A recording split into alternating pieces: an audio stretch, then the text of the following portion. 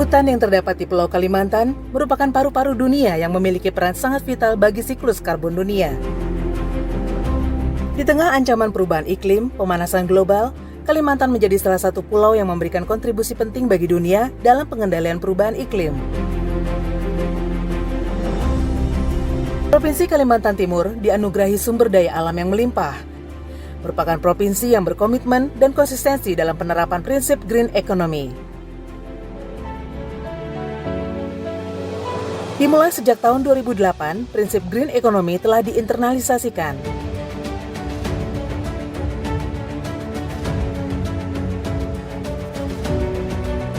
Tahun 2018, dikeluarkan Perda Kaltim nomor 7 tahun 2018 tentang perkebunan berkelanjutan.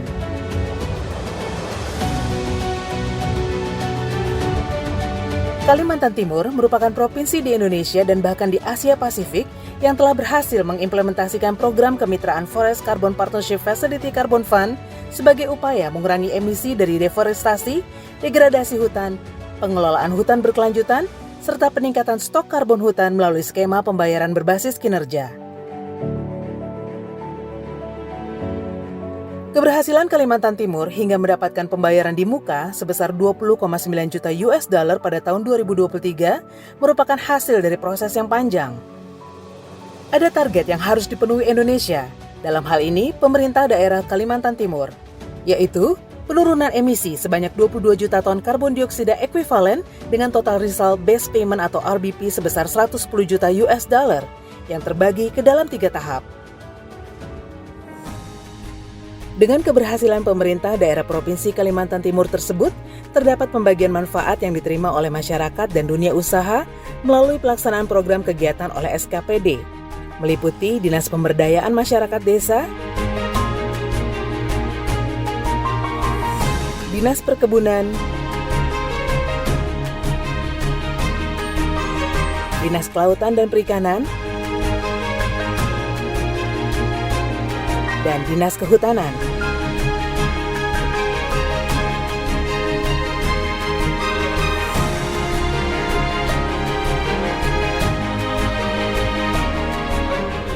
Kemajuan pelaksanaan program FCP-FCF pada Juni 2019 hingga Desember 2020 terlihat signifikan. Dengan outcome utamanya, deforestasi pun menurun dengan drastis, dari 114,53 hektar per tahun pada periode tahun 1996 sampai 2006 menjadi hanya 19,31 hektar per tahun pada periode 2019 sampai 2020. Penurunan emisi karbon yang luar biasa dan melampaui target yang disepakati, yaitu 31,92 juta ton pada periode 2019 hingga 2020. Peningkatan kualitas lingkungan hidup secara berkelanjutan telah menjadi prioritas pembangunan daerah Kalimantan Timur, demi masa depan yang lebih baik, demi generasi yang berikutnya.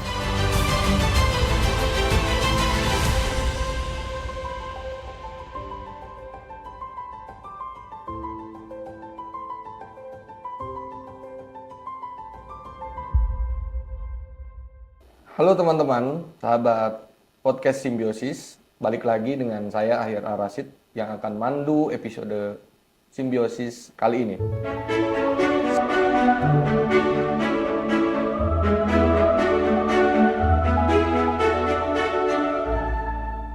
Sahabat mutualisme, sekarang kita mau bahas hal yang sangat menarik mengenai green industry yang tentunya arahnya ke arah pertumbuhan hijau, yang terakhirnya adalah arahnya ke arah ekonomi hijau, dan tentunya semua ini bergerak dalam inti hal adalah kelestarian lingkungan.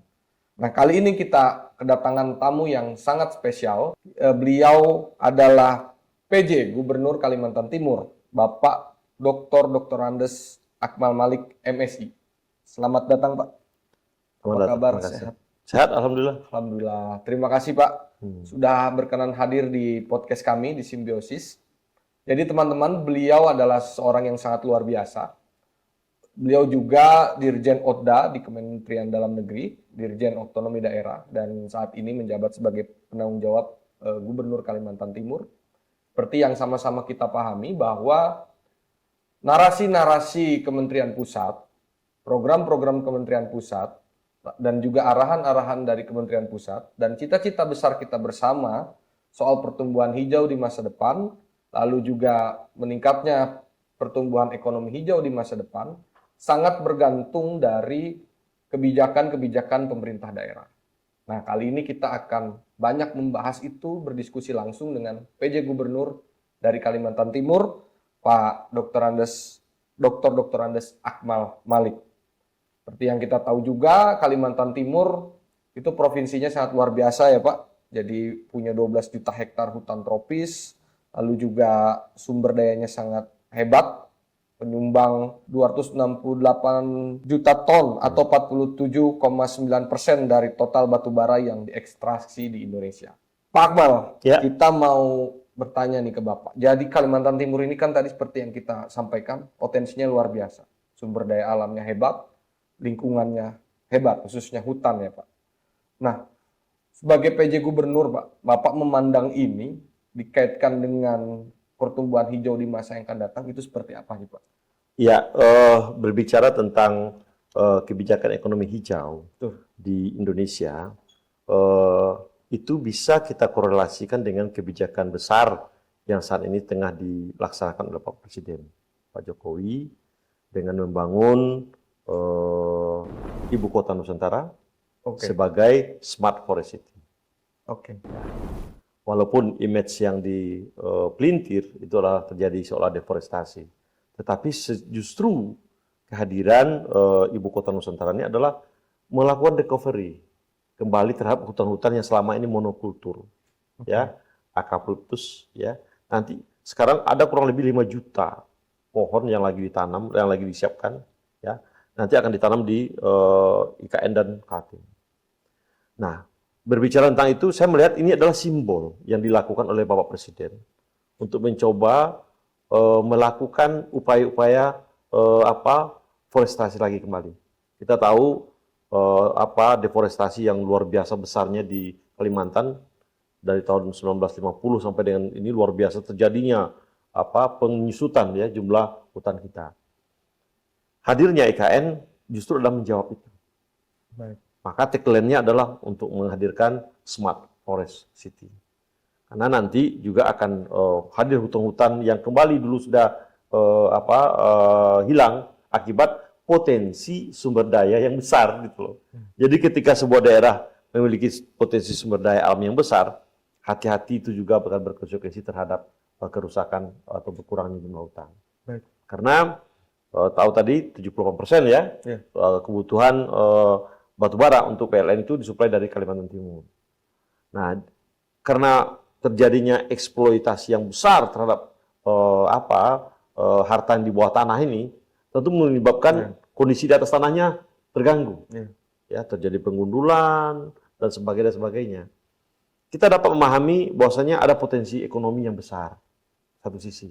Idealnya potensi ekonomi itu tidak boleh mengganggu potensi alam lingkungan kita.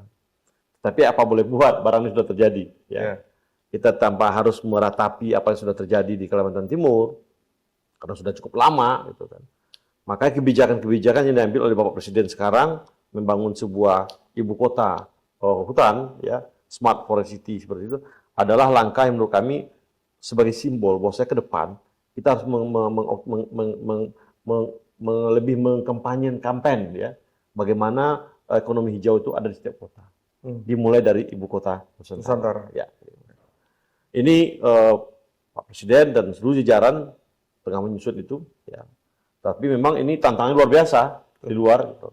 Nah kami di Kaltim, Kalimantan Timur, tentunya memberikan dukungan terhadap ikhtiar-ikhtiar baik yang sudah dilakukan ini, mengurangi deforestasi, kemudian juga mendorong agar eksplorasi atau eksploitasi terhadap sumber daya alam itu ya jangan merusak alam lah, ya seperti tambang. Beberapa perusahaan tambang besar, saya lihat mulai melakukan langkah-langkah baik, ya. Mereka ada melakukan reklamasi, kemudian menanam lagi, mentreatment. Memang tantangan terbesar kita adalah tambang-tambang yang tidak terdaftar. Ya. Nah ini tantangan kita ke depan karena memang kita butuh menghadirkan masyarakat sebagai bagian dari pemilik kekayaan negara itu. Ketika itu tidak diatur sebagian rupa, yang terjadi adalah eksplorasi yang tidak teratur. Ke depan tantangan terbesar kita itu, ya, bahwasanya ekonomi hijau harus menjadi perhatian dan sudah dimulai secara simbolik dengan hadirnya ibu kota Nusantara yang bertema Smart Forest City. Ya. Tetapi di samping itu juga masyarakat yang ada di sekitarnya manpower itu juga harus dilakukan penggalangan. Betul. Kita harus kuncinya adalah manpowernya. Ketika manpowernya tidak peduli dengan bagaimana kita menciptakan ekonomi hijau ke depan, hanya mengandalkan mengeruk sumber daya mineral yang ada saja, mengabaikan keamanan lingkungan, ini tantangan terbesar bagi seluruh Indonesia termasuk juga Kalimantan Timur. Menarik Pak. Tadi sempat disampaikan oleh Pak Akmal bahwa Smart Forest City Pak ya yang akan menjadi ibaratnya motor terkait dengan ekonomi hijau ke depan. Nah, hal menarik itu adalah Pak, kan Kalimantan Timur ini dari dulu sudah dikenal sebagai penghasil batu bara Pak. Ya. Belum juga sempat juga soal kayu-kayu. Nah, saat ini kita mau shifting nih Pak. Jadi arahan pemerintahan pusat dan juga Bapak sebagai PJ Group dan kita semua tentunya mau ke arah ekonomi hijau nih Pak. Ya. Nah, Bapak juga tadi sadar betul bahwa masyarakat menjadi elemen terpenting. Ibarat kata masyarakat yang terbiasa mendapatkan mata pencaharian dari hal-hal eksploitasi sumber daya alam harus shifting nih Pak. Ya. Nah, sebagai PJ Group Kalimantan Timur Pak, grand design apa nih Pak yang Bapak punya dan juga yang sudah sampaikan ke masyarakat? Ibaratnya kita kalau beralih beralih seperti ini bisnis ekonomi ke arah ekonomi hijau, kamu akan dapat keuntungan seperti ini loh, kira-kira gitu Pak. Jadi mereka merasa, oh saya ibaratnya shifting ini beralih ini worth it kira-kira gitu Pak. Ide apa kira-kira? Itu kenapa penting adanya diversifikasi usaha. Baik Pak. Jangan hanya kita melihat masyarakat cuma mau di mining saja. Ya betul Pak. Kehadiran IKN dan bertumbuhnya nanti Balikpapan, bertumbuh Samarinda akan mendorong nanti industri jasa-jasa. Baik. Ya, industri jasa itu jauh juga lebih bagus. Bahkan kami sekarang lagi mendorong industri pangan. Industri pangan. Ya. Baik. Saya contohkan kemarin ada anak muda, Made Susiana namanya ya. Itu dia bermain di produksi jamur oyster, jamur tiram. Ya. Lahannya cuma kurang lebih 1000 meter persegi. Dia punya 6 pondok. Ya. Dia memproduksi sendiri, dia nanam sendiri. Satu hari dia bisa panen 125 kilogram. 125 kilo. 1 kilogram 25.000, masih mentah loh. Ya, ya. Artinya satu hari dia bisa menghasilkan 3 juta sekian. Ya. Jauh lebih besar daripada di mining. Betul. Jauh lebih besar mining loh. Betul. Nah, ini harus menjadi contoh bagi anak-anak muda lainnya di Kalimantan Timur. Begitu juga kemarin saya datang ke Pak Agus, namanya Agus Kates. Beliau nanam pepaya khas Balikpapan, namanya Miba, ya mini Balikpapan, ya pepaya mini Balikpapan kecil, ya tapi manis, itulah pepaya termanis yang ada di Indonesia kemungkinan. Dan harganya bisa dia satu hari mendapatkan juga 2 juta. Luar biasa Ya. Pak ya. Nah artinya apa? Ada ruang-ruang lain selain mining, selain pertambangan yang juga harus kita lirik. Belum lagi juga jasa nih. Iya. Ya. Sekarang di Kalimantan Timur kita kehabisan mobil. Kenapa? Begitu ramainya migrasi orang ke Kalimantan Timur yang membutuhkan pergerakan. Ya. Ini juga menarik untuk diambil oleh banyak generasi muda. Nah ini beberapa contoh ya saya katakan. Betul. Nah memang, mohon maaf sekali lagi, kita harus menunjukkan kepada anak muda, generasi muda ini, ada loh jenis usaha lain yang juga menguntungkan. Belum lagi kita lihat kemarin ada Mas Huda, dia bertanam pakai greenhouse, nanam itu sayuran, ya selada dan sebagainya. Itu penghasilannya sebulan itu mendekati 15 juta. Luar biasa. Nah, hal seperti itu juga akan mendorong ketahanan pangan Kalimantan Timur. Tetapi sekali lagi, kita paham kondisi kondisi tanah di Kaltim tidak subur karena tidak ada gunung berapi. Itu kenapa pertanian modern menjadi solusi bagi anak-anak muda ini. Saya sekarang lagi mendorong hadirnya greenhouse yang cukup banyak. Ya. Saya katakan begini, kita punya 841 desa. Andaikan satu desa dengan dana yang dimiliki mampu membangun 5 greenhouse saja, 1.000. Ya, 1.000 tuh. 1.000. Berarti kurang lebih ada berapa? Ada 800.000 kan? Ya. 800.000 berapa hektar itu? Dan artinya kalau ini berproduksi secara bergantian, ketahanan pangan kita akan kuat di Kaltim itu.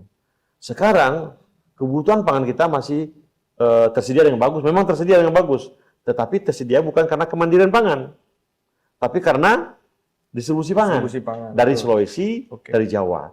Nah, ke depan saya mengatakan pendekatan-pendekatan ekonomi hijau dengan mengedepankan pertanian dan sebagainya itu menjadi hal yang sangat menarik untuk dikembangkan di Kalimantan Timur.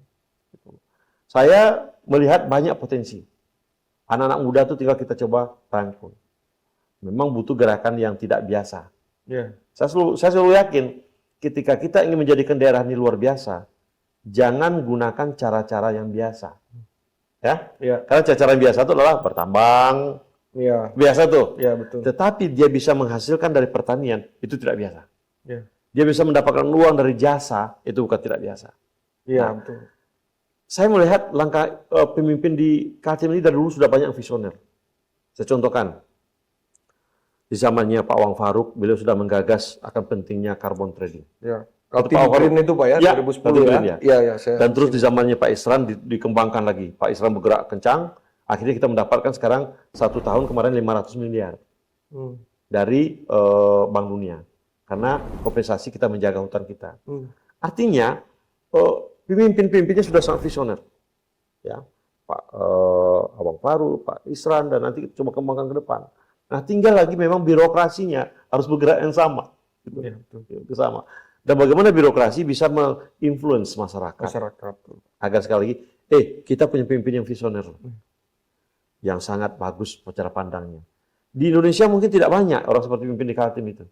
Ya dulu sudah berpikir 10 tahun yang lalu, kita akan nanti jualan karbon. Baru terbukti sekarang kan? Nah, itu saya katakan pemimpin-pemimpin di sana bagus. Ya. Tinggal lagi bagaimana kita menggalang masyarakat akan bersama-sama, berkolaborasi, bersinergi, agar green ekonomi ini menjadi suatu hal yang menguntungkan. Kita punya berkah namanya IKN. Betul. IKN itu akan menjadi pasar yang luar biasa nanti. Itu ibarat magnet. Semua besi-besi kita akan ditarik situ semua. Nah, tinggal lagi bagaimana generasi muda, masyarakat, dan pemerintah daerah berkolaborasi. Kalau ada persoalan pertambangan, kita harus cari pertambangan yang betul-betul juga ramah dengan lingkungan. Ya, kita tentu tidak bisa menafikan bahwa ada kekuatan ekonomi di bawah tanah sana. Tetapi biarlah itu dikelola secara bijaksana dan akan lebih ekonomi pendekatan ekonomi yang ramah dengan lingkungan. Gitu. Terima kasih Pak, luar biasa. Memang Pak PJ Gub Kaltim ini sebagai gubernur yang tempat IKN ya, Ibu Kota Nusantara yang sedang terus melakukan pembangunannya dan nantinya akan menjadi ibu kota negara kita. Tadi Bapak sempat sampaikan bahwa kita tidak menafikan bahwa ada sisi ekonomi dari sektor pertambangan, Pak. Yang dalam ilmu yang sama-sama kita pahami, Pak, bahwa ada tata kelola pertambangan, tata kelola niaga, tata kelola industri.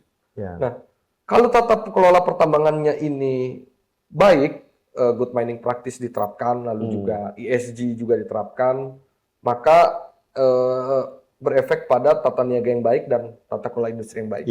Nah, tadi kita sangat apresiasi dan terkesan dengan ide Bapak bahwasannya Kalimantan Timur ke depan anak-anak mudanya harus beralih ke sektor pangan. Nah, bicara soal tata kelola pertambangan, Pak, tadi juga Bapak sempat menyampaikan bahwa ada tambang-tambang ilegal yang memang itu yang menjadi masalah. Nah, sebagai PJ Gubernur Kalimantan Timur, Pak, untuk melakukan tata kelola pertambangan ini agar sesuai dengan ESG, melaksanakan good mining practice, tidak merusak lingkungan, lalu juga reklamasi dijalankan. Ini upaya-upaya seperti apa, Pak, yang Bapak sudah lakukan? Di dalam pembuatan sebuah kebijakan, itu kita harus perhatikan tiga aspek. Pertama, ini kewenangan siapa? Baik, Pak. Substansinya seperti apa?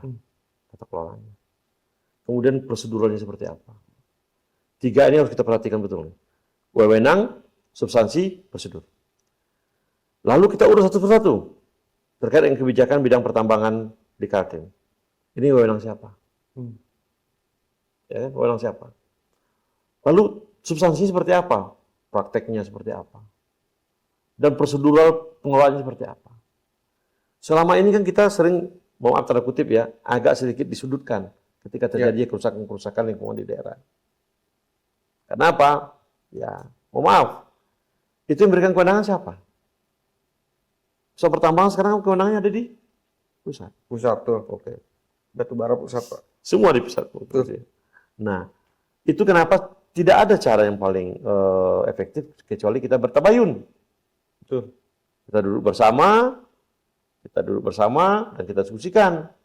Pusat tidak bisa saja memberikan mensign izin kemudian melepas dengan semua dampak-dampaknya ke Pemda. Dampak sosialnya, dampak ekonominya, luar biasa. Harus duduk juga bersama. Memang pada akhirnya jangan dilihat sisi pendapatan saja. Uangnya masuk pajaknya kepada pusat, kemudian pusat mendistribusikan ke daerah melalui DBH. Bukan itu persoalannya. Kos sosialnya itu loh. Kos lingkungannya itu loh. Itu yang juga tidak besar. Ingat nggak kasus yang terjadi sekarang di Babel itu? Iya. Yang dihitung itu adalah bukan kerugian timahnya, tapi kerusakan ekonomi, kerusakan sosial, internal maupun eksternal. Nah ini kan duduk bersama kita. Nah saya sebetulnya, walaupun saya juga orang pusat ya, baik, Pak. tapi kebetulan bukan wewenang saya. Ya betul, Pak. Saya Dirjen Oda. Betul. Nah tetapi saya dapat membaca di lapangan sekarang tentang pentingnya tabayun. Ya, terduduk bersama, tidak bisa saling menyalahkan, daerah juga tidak boleh menyalahkan pusat tidak boleh menyalahkan daerah. Yang setelah pun ada duduk bersama. How we solve our problem. Bersama-sama. Karena ada persoalan kita. Nah ini yang menurut saya mekanismenya ini yang seringkali belum running well. Termasuk dengan aparat penegak hukum koordinasi yang duduk bersama tadi, Pak, yang Bapak maksud. Iya, harus dengan mereka juga lah. Karena kan persoalan illegal mining itu persoalan law enforcement. Ya, betul. Bukan kami di sipil. Betul. Ya. Artinya penegakan hukum, kemudian diversifikasi usaha tempat yang lebih banyak, agar pekerja-pekerja yang selama ini main di tambang bisa dikerja tempat lain, itu harus dilakukan secara paralel. Nggak bisa ini duluan, ini nggak bisa. Kenapa? Ketika di stop tambang ilegal, orang mau kerja di mana, makan apa? Iya. Shift ekonomi itu dilakukan dengan menciptakan lapangan pekerjaan. Karena anak muda kita butuh kerja, butuh aktivitas. Makanya langkah-langkah ini harus dilakukan secara paralel. Tidak bisa tidak. Harus paralel. Nah, siapa yang memulai? Nah, ini persoalannya. Benar, betul. Menurut saya katakan kebijakan tadi kuncinya adalah siapa yang punya kewenangan dulu. Memang yang terdampak sosial, ekonomi adalah Pemda. Bisa kedua belah pihak menginisiasi. Pemda bisa menginisiasi, pusat juga bisa menginisiasi. Nah, ini yang menurut saya mungkin akan dilakukan ke depan. Baik, Pak. Tentunya dibutuhkan kerendahan hati semua betul. pihak. Tidak bisa, ini wewenang saya, itu bukan kewenangan saya. Nggak bisa. Kita membangun Indonesia, kita akan membangun Kaltim, kita akan membangun IKN. Betul. Ya, nanti IKN akan menjadi sorotan dunia. Betul. Ketika kita tidak kelola potensi sumber daya mining kita ini secara bijaksana, ya, dan orang akan memberikan apa jelek. Nah ini kan tidak bagus dengan upaya-upaya awal yang dilakukan oleh Bapak Presiden untuk mencoba menghadirkan IKN sebagai smart forest city. Betul. Ya, itu saya pikir. Oke, Pak, luar biasa memang. Jadi ya perlu ada duduk bersama, Pak, ya, untuk menyelesaikan permasalahan tata kelola pertambangan. Oh, tadi juga saya ingin menyinggung yang tadi Bapak sampaikan bahwa pemimpin di Kaltim ini sangat visioner sejak sebelum-sebelumnya ya. Seperti yang data yang kita punya itu 2010 Pak Awang Faruk Ishak udah deklarasi yang namanya Kaltim Green. Yes. Lalu tahun 2016 sampai sekarang ada 2 program besar pembangunan hijau di Kalimantan Timur. Pertama, program kesepakatan pembangunan hijau atau dikenal dengan istilah Green Growth Compact atau GGC. Yang kedua, program Forest Carbon Partnership atau Facilities Carbon Fund, yaitu program dengan perolehan insentif berbasis kinerja, Pak. Dan juga Kaltim telah menerima pembayaran berbasis kinerja atau result based payment berbasis yurisdiksi berupa insentif dari negara donor melalui Ya. Bank Dunia ya Pak ya. Ya.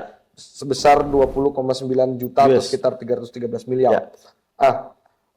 Yang ingin saya tanyakan Pak, tantangan dan hambatannya apa sih Pak untuk bisa agar ini tuh sustain Pak? Mungkin kan Bapak menjabat sampai Ya. bulan Oktober Pak ya. Ya, insya Allah Ya, Oktober, setelah ya. itu kan harus gubernurnya juga harus yang punya visi yang sama nih Pak. Ya. Kira-kira gitu Ya. Pak. Nah, tantangannya seperti apa nih Pak? Konsistensi. Konsistensi Pak. Hampir Konsistensi, ya. semua persoalan kebijakan itu adalah konsistensi. Baik. Artinya harus ada konsistensi dari siapapun yang memimpin Republik ini. Pemimpin itu kan datang dan berganti setiap waktu. Itu kenapa saya katakan jangan mengandalkan pendekatan-pendekatan aktor saja. Kita harus mendorong pendekatan-pendekatan sistem. Baik. Siapapun yang memimpin nanti ketika sistemnya sudah running well, birokrasinya bekerja sesuai dengan sistem. Oke. Nah, ini PR. Ya. Nah, saya kan tugas saya kan cuma perantara, saya mau perantara sebentar. Tapi saya lihat dari dua leadership terdahulu itu cukup konsisten kok. Hal-hal bagus yang sudah dibuat oleh Pak Awang khusus untuk ekonomi hijau ya, green ekonomi, dilaksanakan dengan baik juga oleh Pak Isran. Ya, berjalan dengan bagus. Nah, buktinya program-programnya tetap jalan. Bahkan di zaman beliau juga berhasil menggolkan ya, kita dapat kompensasi. Ya. Nah, tugas saya juga ke depan adalah memastikan regulasi ini jalan terus. Memastikan upaya-upaya green ekonomi sekaligus juga penyelamatan lingkungan itu berjalan dengan baik. Nah, kita tunggulah nanti ketika Pilkada 2024 ini, kita berharap juga pemimpinnya juga akan memiliki atensi yang sama terkait dengan green ekonomi. Gitu. Baik Pak. Nah, tadi yang menarik juga Pak, istilah-istilah green ekonomi ini kan cukup berat Pak ya. Iya. Bagi kita juga yang ada yang terbiasa juga dengan istilah ini pun juga masih perlu untuk memahami lebih dalam soal istilah-istilah tadi. Green growth, lalu juga berbicara soal ekonomi hijau, dan lain sebagainya gitu Pak ya. Nah, yang biasanya terjadi itu kan Pak, mohon maaf, bahwa misalkan sumber daya alamnya dimiliki oleh Kaltim, yang pengusaha tambangnya biasanya dari luar Kaltim, kira-kira gitu Pak. Nah, ini kan kita mau shifting nih Pak, ke arah ekonomi hijau, atau sedang shifting lah. Kaltim kemarin-kemarin sudah sangat visioner gubernurnya. Nah, upaya apa nih Pak? Karena istilahnya saja juga cukup berat Pak. Supaya masyarakat asli Kaltim sendiri nih Pak, yang bisa menjadi pelaku dari ekonomi hijau. Khususnya tadi yang arah-arahnya yang cukup berat soal karbon, kira-kira gitu Pak. Ini kan perlu ada kesadaran dan juga stimulan lah untuk supaya masyarakat asli Kalimantan Timur yang bisa menjadi aktor utama. Oke. Bagi saya sederhana aja. Bahwasanya Kaltim mendapatkan kompensasi. Yes. Ya. Kaltim mendapatkan keuntungan dari adanya potensi tambang. Yes. Nah, tentunya harus fair. Keuntungan-keuntungan, feedback yang diperoleh itu tentu harus balik kepada masyarakat juga. Baik. Agar masyarakat diberdayakan untuk melakukan pengamanan kepada lingkungannya sendiri. Saya contohkan seperti di daerah Kutai Timur itu ada daerah kawasan hutan adat, ya. Dan juga ada beberapa kawasan-kawasan peatland atau gambut. Ada kawasan-kawasan tertentu yang masyarakatnya tentunya harus diberdayakan. Ya, nah, pertanyaannya adalah seberapa besar pengembalian dana yang tadi dari kompensasi dari kita punya tambang, kompensasi kita punya bisnis ekonomi, dampak ekonomi kepada masyarakat agar masyarakat menjaga lingkungan. Ini persoalan nih. Ini harus kita petakan ini. Ya. Bagi saya yang harus diselamatkan adalah masyarakatnya. Jadi soal yang berusahanya itu mau dari luar Kaltim itu bukan masalah Pak. Ini Indonesia. Hak orang Pak. Ini Indonesia ya. Oke, baik. Indonesia di mana Ini aja. menarik, Kenapa? Mohon maaf sekali lagi, kita juga paham tidak semua masyarakat lokal kita punya resources yang cukup. Baik Pak. Modal. Memang nambang itu udah butuh modal. Ya, besar Pak. Besar sekali itu. Nah, kita sih oke aja siapapun. Itu negara kita melindungi investor-investor yang masuk. Tetapi sekali lagi, kebermanfaatan feedback-nya itu harus ada manfaat masyarakat. Contoh seperti PT Bayan atau PT MAU yang bergerak dalam pertambangan. Mereka juga merekrut tenaga-tenaga lokal untuk bekerja di spesifik yang memungkinkan mereka. Memang kami pahami tidak semua terserap karena kan membutuhkan keahlian yang tidak dimiliki oleh kita di Kaltim. Tetapi bagi saya perusahaan harus bisa mendidik Betul. pekerja-pekerja lokal untuk bisa menjadi bagian dari usaha-usaha itu. Gitu loh. Ya, sehingga mereka tidak teralienasi dari lingkungannya sendiri. Dan mereka juga bisa menjadi ujung tombak bagi upaya-upaya untuk penyelamatan lingkungan. Saya contohkan kemarin, saya datang ke salah satu PT, namanya PT Jembayan Muara Bara. Ya. Mereka merekrut orang lokal. Ya. Dan orang lokal itu ditempatkan pada posisi untuk memastikan reklamasi yang dilakukan itu berjalan baik. Mereka bikin sawah, mereka bikin peternakan sapi, mereka bikin penanaman kebun pepaya, kemudian, dan saya katakan ini model yang bagus. Itu juga dilakukan oleh beberapa perusahaan-perusahaan lain, ya, kayak Bayan atau MHU dan sebagainya. Memang kendalanya adalah jumlah mereka kan bisa dikontrol. Kalau perusahaan besar bisa dikontrol. Yang susah itu adalah yang illegal mining. Nah, kalau bicara masalah illegal mining, saya sulit untuk menjawab kenapa. Ini persoalan law enforcement, penegakan hukum, ya, di luar yurisdiksi saya.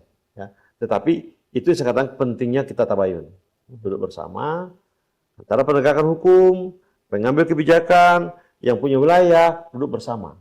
Bagaimana kita menyelesaikan permasalahan. Gitu. Oke, tadi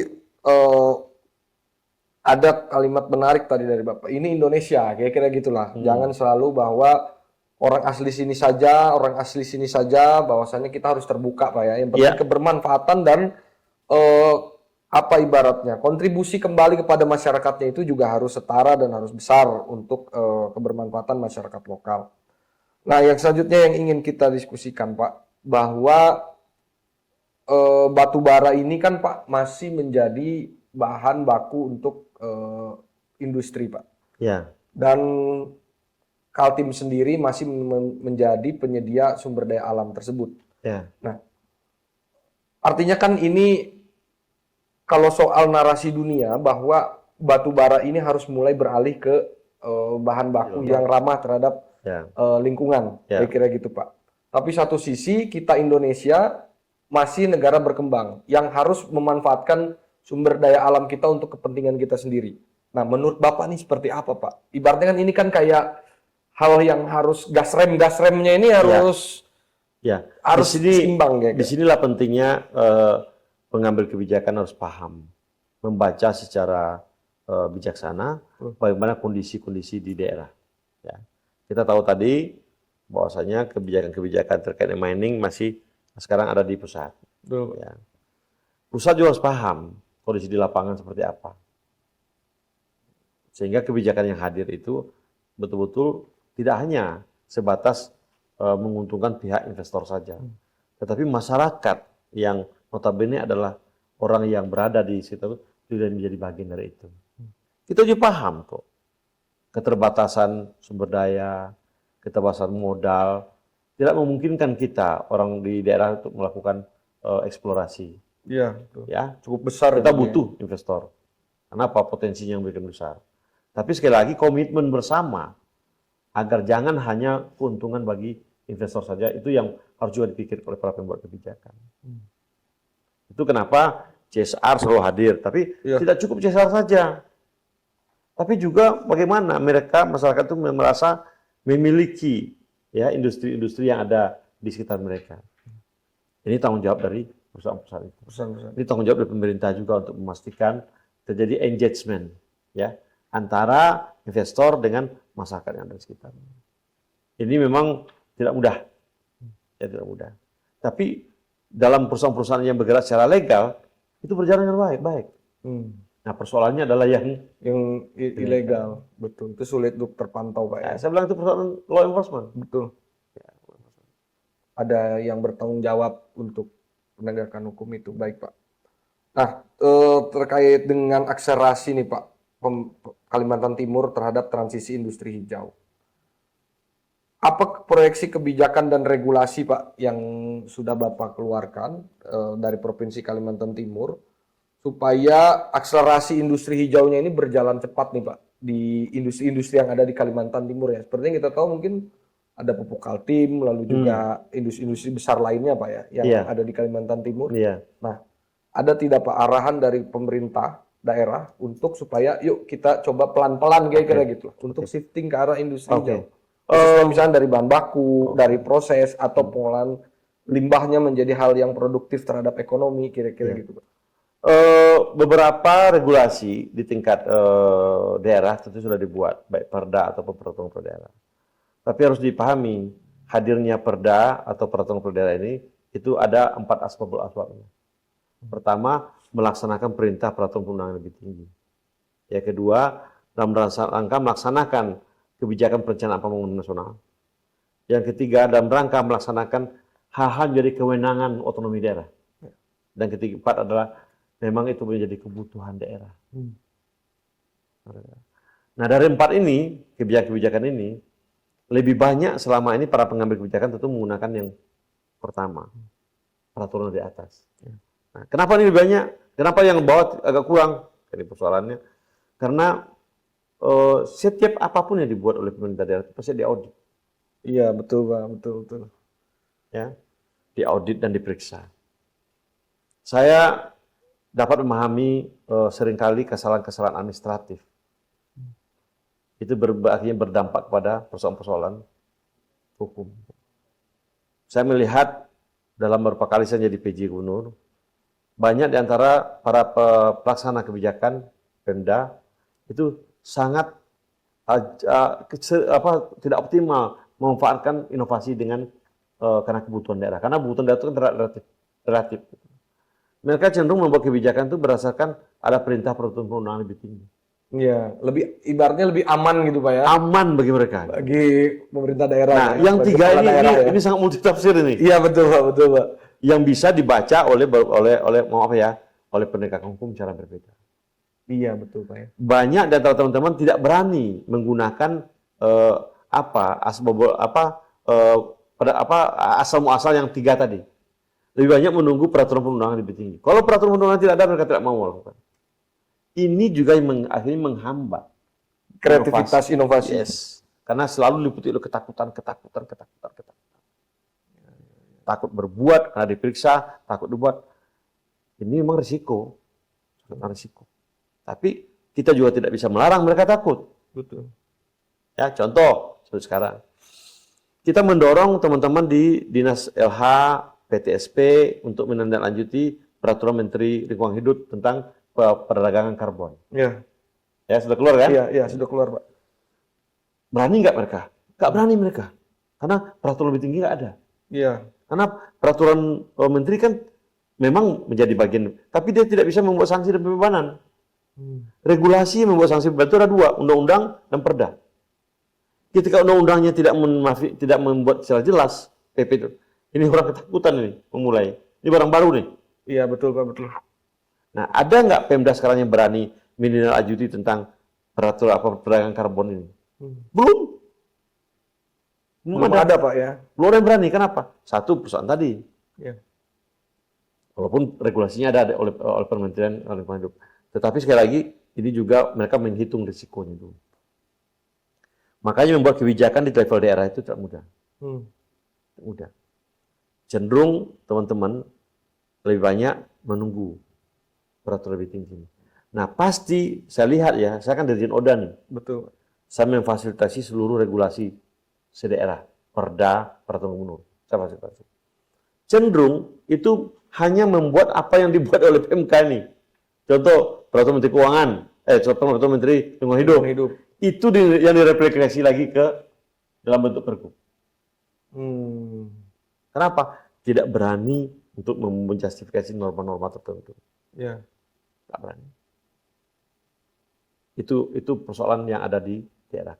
Jadi permen itu biasanya direplikasi ke pergub. Karena dia bukan bisa dari yang perda, bisa dengan pergub. Ya.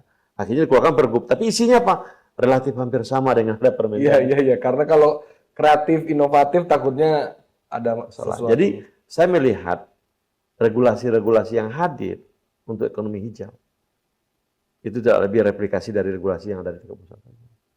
Oke. Tapi memang konteksnya konteks daerah. Ya. Memang kita pahami ketika sebuah kebijakan di tingkat pusat dia akan di-running di tingkat daerah, itu harus melalui peraturan daerah atau peraturan kepala daerah atau peraturan atau keputusan kepala daerah. Tidak bisa langsung ke daerah. Ya, betul. Tetapi seringkali saya katakan justru di sini persoalannya, karena tidak mampu mengadopsi kondisi-kondisi yang berbeda yang ada di daerah. Betul, beda-beda Pak ya. Betul. Sehingga bunyinya harusnya sesuai dong Pak dengan kondisi daerah Pak ya. Dan itu yang harusnya. betul. Tapi itu nggak muncul. Karena tadi tidak takut berbeda. Ya, takut berbeda. Betul. Memang ini ironi bagi kebijakan desentralisasi di Indonesia. Kita ingin desentralisasi, tetapi secara real, secara kejiwaan, kita masih mempraktekkan praktek-praktek sentralisasi itu melalui regulasi. Benar, betul Pak. Wah, ini menarik nih. Misalkan kan perdagangan karbon, kan hasil karbonnya mungkin ada daerah yang dari hutan, ada daerah yang dari mangrove, ada daerah yang dari gambut, ada yang dari apa? Beda-beda Pak. Berbeda. Ya, betul. Tapi tidak bisa tidak berani untuk menurunkan. Belum berani. Nah, harus dipompa berani ini. Ya, betul Pak. Oke, itu poin yang menarik ini di dalam podcast ini gitu. Ini yang bicara Dirjen Odda dan PJ Gubernur Kaltim, kira-kira gitu, untuk bisa mempercepat ekonomi hijau di Indonesia, bisa lebih meningkat daya ungkitnya. Terakhir nih Pak, apa pesan-pesan Bapak buat anak muda Pak, untuk khususnya di Kaltim Pak ya, untuk mau memahami konsep industri hijau dan ekonomi hijau ini? Saya ingin anak-anak muda tidak hanya di Kaltim tapi di seluruh Indonesia. Untuk menyadari dulu Anda semua adalah pewaris bangsa ini. Anda adalah pewaris tanah ini, Anda adalah pewaris bumi ini. Ya. Apa yang terjadi selama ini terjadi luar biasa deforestasi. Ketika ini terjadi, makanya persoalan efek rumah kaca akan lebih parah ke depan. Kita tidak ingin anak muda ini hidup dengan kondisi yang seperti itu. Dan dampaknya akan luar biasa nanti ke depan. Itu kenapa kita ingin menggugah anak-anak muda ini agar peduli. Ya. Anda pewaris dunia ini. Anda pewaris bumi ini. Ya. Bumi ini ada kenapa? Karena kita punya oksigen yang sehat. Tugas Anda adalah menjaga oksigen itu tetap lestari. Dengan apa? Melakukan upaya-upaya, salah satu adalah dengan mendorong ekonomi hijau tadi. Ya. Industri-industri yang menghasilkan emisi yang banyak itu, kita tidak bisa nafikan telah mendorong juga pertumbuhan ekonomi di dunia. Tetapi sekali lagi, sekarang dunia baru menyadari dampaknya. Iya, betul. Cukup besar. Nah, mumpung anak-anak muda ini, kita minta juga untuk menjadi bagian dari upaya-upaya menyelamatkan bumi. Save our earth with encourage the green economy. Ayo, selamatkan bumi kita dengan mendorong ekonomi hijau. Aktivitas ekonomi yang betul-betul berorientasi pada lingkungan, berorientasi kepada bagaimana alam kita lebih lestari. Banyak yang bisa lakukan, banyak. Saya contohkan seperti Anda mulailah mendorong sekarang bisnis di bidang pangan. Bapak Presiden mengatakan berkali-kali kondisi pangan dunia itu sedang tidak baik-baik saja. Ya. Nah, tentunya Indonesia ini dianugerahkan matahari 12 jam sehari, ya. Yang dunia luar tidak ada. Apa aja bisa Anda lakukan, menanam apa aja, hujan yang juga air yang mengalir. Ayo kita manfaatkan potensi kita miliki untuk membangun ekonomi kita yang lebih sehat, lingkungan kita lebih sehat, dan juga dunia kita lebih sehat, dan bumi kita yang lebih sehat. Baik. Itu.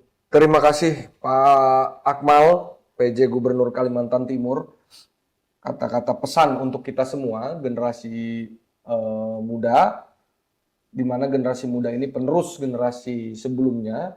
Kalau generasi muda ini sadar akan pentingnya green economy, pertumbuhan hijau, industri hijau, maka akan adanya kesamaan berpikir dan kesadaran untuk bisa membangun Indonesia ke depan yang jauh lebih baik. Sekali lagi terima kasih untuk Pak Akmal sudah hadir di podcast Simbiosis. Tentunya teman-teman semua di tengah kemajuan teknologi dan perkembangan zaman, seringkali kita terlena dengan kecanggihan dan kenyamanan yang ditawarkan. Namun kita harus ingat bahwa semua kehidupan kita ini bergantung pada bumi itu sendiri. Tanpa adanya lingkungan yang sehat dan harmonis antara kemajuan ekonomi dan lingkungan, kehidupan kita sebagai manusia tidak akan dapat berlanjut. Terima kasih, kita Simbiosis mengucapkan selamat Idul Fitri untuk semua teman-teman yang penikmat podcast Selamat kami. berpuasa dulu lah. Selamat berpuasa dan selamat Idul Fitri sebentar nanti lagi, ya. Pak. Iya. Ya, betul. Terima kasih banyak. Jangan lupa untuk like, comment, and subscribe podcast kita Simbiosis. Podcast satu-satunya yang membahas soal green economy, pertumbuhan hijau, dan juga industri hijau. Terima kasih. Billahi taufiq wal hidayah. Wassalamualaikum warahmatullahi wabarakatuh. Salam Om Santi Santi Om. Salam sejahtera untuk kita semua. Amin. Terima kasih. Ya.